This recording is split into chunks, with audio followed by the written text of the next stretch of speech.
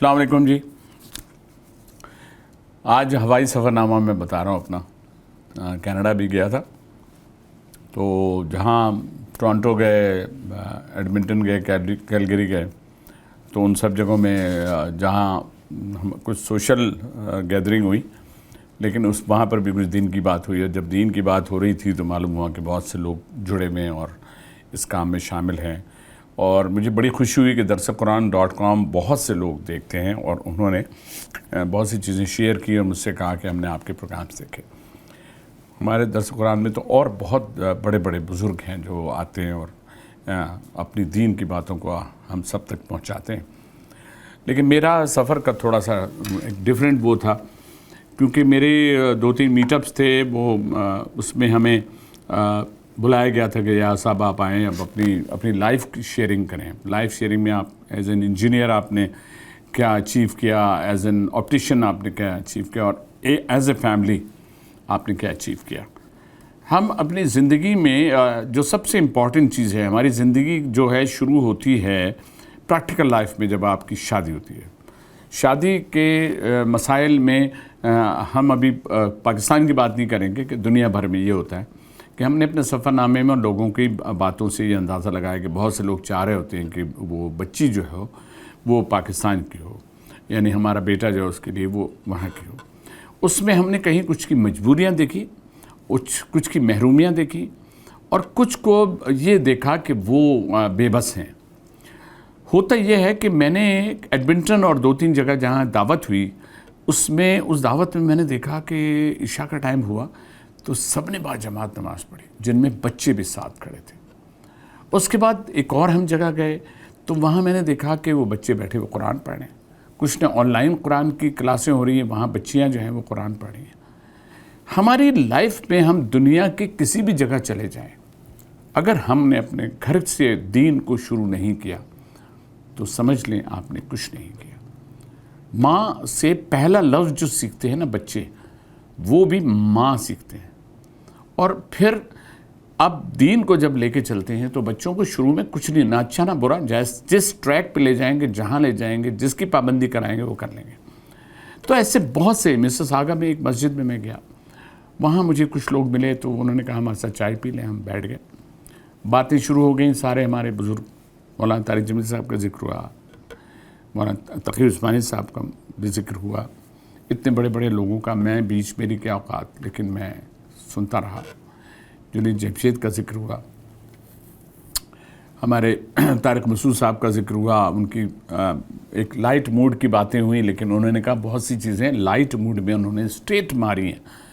ہم کبھی کبھی نا بہت لمبی تقریر نہیں ہوتی، ہمیں اگر کسی کو یہاں کور آف ہارٹ کو ٹچ کرنا ہے نا، اس کے لیے ایک چھوٹی سی بات کر لیتے ہیں. اولاد سب کی ویکنیس ہوتی ہے. اگر آپ اولاد کی کسی کی بات کہتے ہیں بھئی آپ کے بچے میں یہ برائی ہے، نہیں صاحب کیسی بات کر رہے ہیں، اور وہاں وہ سوچنے پہ مجبور ہوتا ہے کہ ہاں یار کچھ ہے تو جو کہا ہے. جب ہم آبزرو کرتے ہیں، نوٹ کرتے ہیں، مانیٹر کرتے ہیں تو ہم پتہ چلتا ہے ہاں ہمارے بچے میں یہ خرابی ہے. لیکن ہم اس وقت نہیں مانتے کہ جی سب کے سامنے کہا ہوا. بچوں کی کمزوریاں، ویکنس، فون، ٹیلی فون، مسلسل فون، میسیجز، ان کی باڈی موومنٹ، سونا، لیٹنا، اٹھنا، یہ دنیا میں کہیں بھی ہو، اولادیں کہیں پر ہوں، اگر آپ اپنے بچوں کو سنبھالنا چاہیں تو آپ سنبھال سکتے ہیں. میں نے وہاں پر جب ایڈمنٹن میں ایک مسجد میں جب میرے بیان تھا چھوٹا سا، مجھے خوشی ہوئی. انہوں نے درس قرآن کے حوالے سے لکھ کے بھیجا تھا کہ درس قرآن کے ایک مبلغ کا، میرے کام میں مبلغ ہوں، یہ تو مبالغہ آرائی ہو جائے گی. لیکن میں وہاں بولا اور تھوڑا سا وہی باتیں میں نے کی جو ہماری زندگی کا حصہ ہیں، جو ہم سے کوتاہیاں ہوتی ہیں اور ہم جن میں سے کچھ کو درگزر کرتے ہیں، اور کچھ ایسی چیزیں ہوتی ہیں جن کو ہمیں نہیں کرنا چاہیے، لیکن ایک ری چیک ہو جاتا ہے اپنا.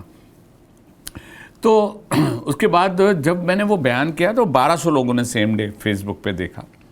ہم رستے میں نکلے، کیسبر ایک جگہ ہے، کیسبر کے پاس رستے میں ایک مسجد آئی. مسجد میں دیکھا ہم نے تو انہوں نے کہا جی یہ نئی مسجد بنی ہے. تو اندر گئے تو امام صاحب تھے اور 11 لوگ تھے. 11 لوگ تھے. ہم نے نماز پڑھی. مجھے ایک آئیڈیا ہوا کہ ان میں سے کچھ لوگوں نے مجھے پہچانا. تو 2 تو ترکش وغیرہ تھے، پاکستانی وغیرہ تھے، اس لیے شاید ایسا ہوا. جب وہ ختم ہوا دعا نماز پڑھ لی ہم نے، تو نماز کے بعد السلام علیکم ایاز صاحب کیسے ہیں، ہم نے آپ کا وہ الفلاح مسجد کا ایڈمنٹن کا بیان دیکھا. پھر جو امام صاحب تھے وہ پرانے پاکستان سے آئے ہوئے تھے، انہوں نے کہا جناب ہم تو جانتے ہیں آپ کو، ہم نے آپ کو شروع میں ٹی وی پہ ہم نے دیکھا آپ کرتے تھے پروگرام، لیکن ساتھ ساتھ وہ اتنے خوش تھے کہنا کہ ہم نے آپ کو دیکھا، آپ کا یہ روپ دیکھا. تو میں نے کہا روپ کیا ہے، ایک کوشش کر رہے ہیں ہم. تو دنیا میں اس کے بعد ہم نے یہ دیکھا ہے، دیکھیں وہاں رہ کے لوگوں مسنگ بہت ہے، بہت سی چیزیں مس کرتے ہیں، اپنے وطن کو مس کرتے ہیں، اپنے کلچر کو مس کرتے ہیں، اپنے ماں باپ کو مس کرتے ہیں، اپنی فیملیز کو مس کرتے ہیں. جو وہ ایک سال میں آتے ہیں ان کو پتہ بھی نہیں چلتا کب وہ 20-25 دن گزر جاتے ہیں. تو اس کارگزاری اور ایسی چیزوں میں جہاں پر مدنی مسجد میں بھی لوگ جاتے ہیں. کبھی جب میں فرسٹ ٹائم گیا تھا تو مجھے کہا تھا کہ ایاز بھائی اگر آپ مصروف ہیں تو اس دروازے سے نکلیے گا عصر کے بعد اور دوسرے دروازے سے نکل جائیں. آپ کا ہو گئی انٹری، لکھ دیا گیا آپ کا. تو میں ایک دفعہ چلا گیا کونے میں رک کے بیٹھ کے تھوڑا سا بیان سنا، دوسری بار میں نے زیادہ بیان سنا، تیسری بار میں نے کہا یار میں تھوڑا وقت کیوں نہ دوں یہاں پہ. تو ہم پہلے سے نہیں کر دیں کہ اس پہ اتنا بوجھ ڈال دیں کہ وہ کچھ بھی نہ کر سکے.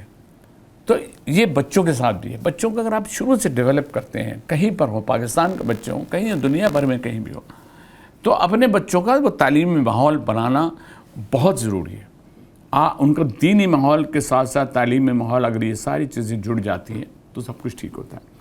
شادی کے بہت سے رشتوں کی بات میں کر رہا ہوں، بہت سے ٹھیک ہے ٹیلی فونک لوگ آپس میں گفتگو کرتے ہیں، فیملی انڈرسٹینڈنگ ہو جاتی ہے، لیکن کچھ لوگ جو ان کو شادی دفتر میں جانا پڑ جاتا ہے، اور شادی دفتر میں جاتے ہیں تو ان کی رجسٹریشن ہوتی ہے تو بہت سی چیزیں سامنے آتی ہیں. کچھ شادیوں کے بعد پتہ چلتا ہے اس کی ایک اور شادی ہوئی بھی ہے.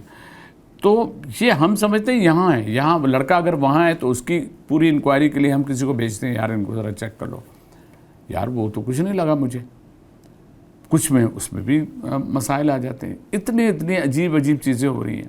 تو خدا را یہ بیٹیوں والے جو ہوتے ہیں ان کے رشتے بڑے نازک ہوتے ہیں. جو بیٹیوں والے وہ بھی سمجھ رہے ہوں گے، اور جن سے کبھی کبھی ایسی غلطی ہو جائے وہ اپنے آپ کو ٹوٹل ٹرانسپیرنٹ بتائیں کہ جی میں یہ ہوں، یہ میں نے کیا ہے، یا میرا ایک ہو چکا رشتہ ہے، یا کچھ بھی ہے.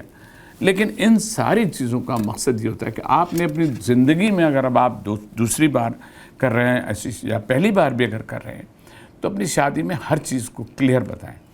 ہمارے یہاں پروفیشنلزم ہے، اس پروفیشن میں بہت سی ایسی کوتاہیاں غلطیاں ہو رہی ہیں، اور ایجنٹ کے طور پہ جو لوگ کام کرتے ہیں وہ دوسروں کو صرف تکلیف دیتے ہیں. تو اللہ آپ کو سب کو خوش رکھے.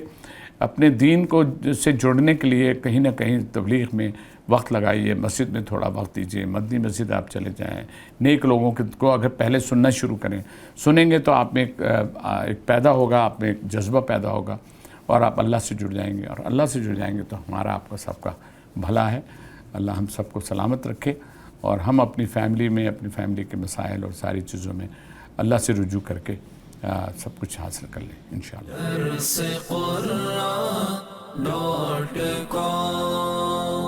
www.darsequran.com